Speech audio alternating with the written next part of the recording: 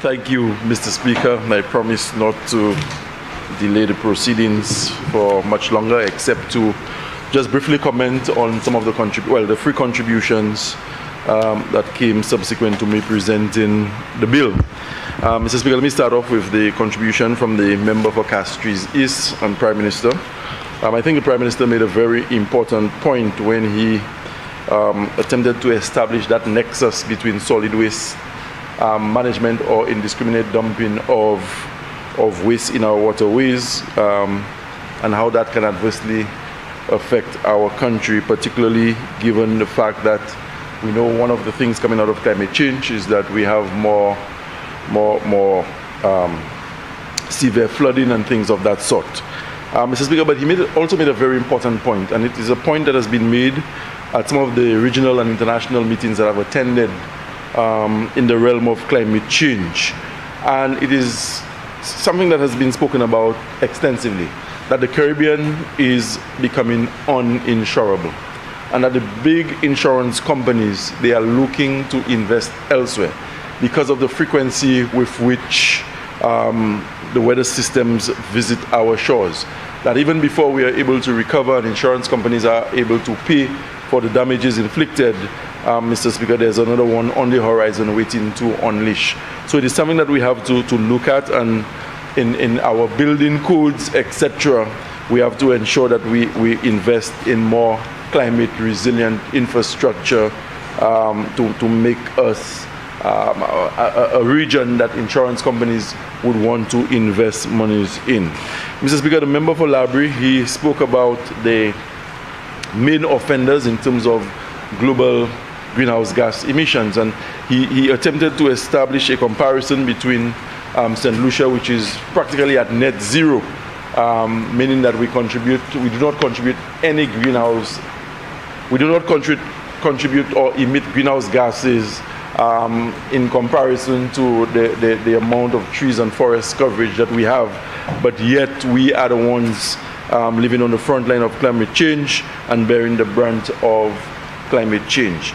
Mr. Speaker, he also mentioned some of the funding sources, and he spoke about the Green Climate Fund, or the GCF. He also mentioned the Adaptation Fund and the Loss and Damage Fund. And I can tell you, one of the painstaking features of the whole climate change discourse is the amount of bureaucracy and the frustration you have to put up with on a daily basis trying to negotiate for monies to build back after you've been impacted by a weather system. And I think that was a very telling point. Mr. Speaker, naturally the longest of the contributions came from the very learned member from Vieux-Fort South.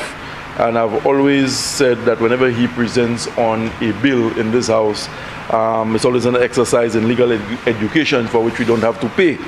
And so there's always a lot to learn.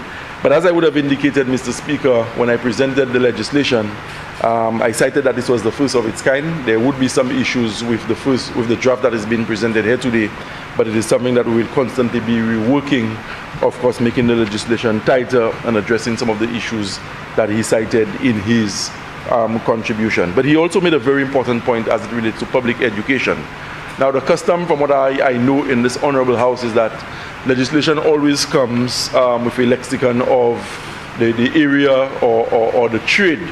But it is up to us as public officials and as heads of agencies, Mr. Speaker, to go out there and ensure that we distill the information in the bill and we present it to people on a level and in terms that they can understand. But climate change is too serious a phenomenon as it impacts our country for the entire population not to be sensitized and educated in terms of how serious an impact climate change can have on the development of our country.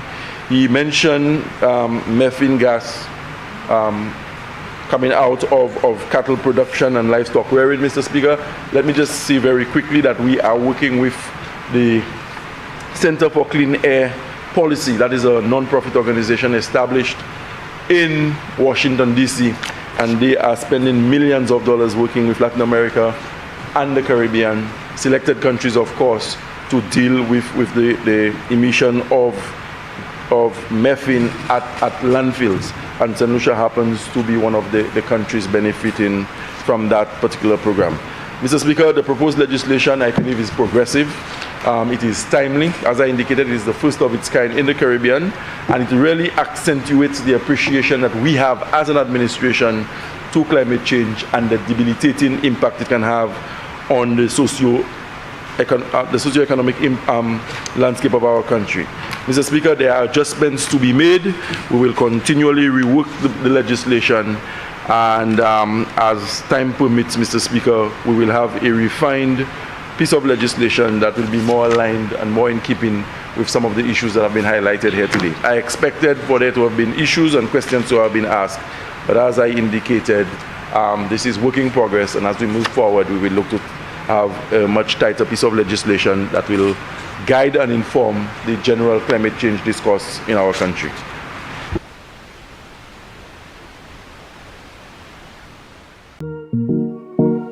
Thank you.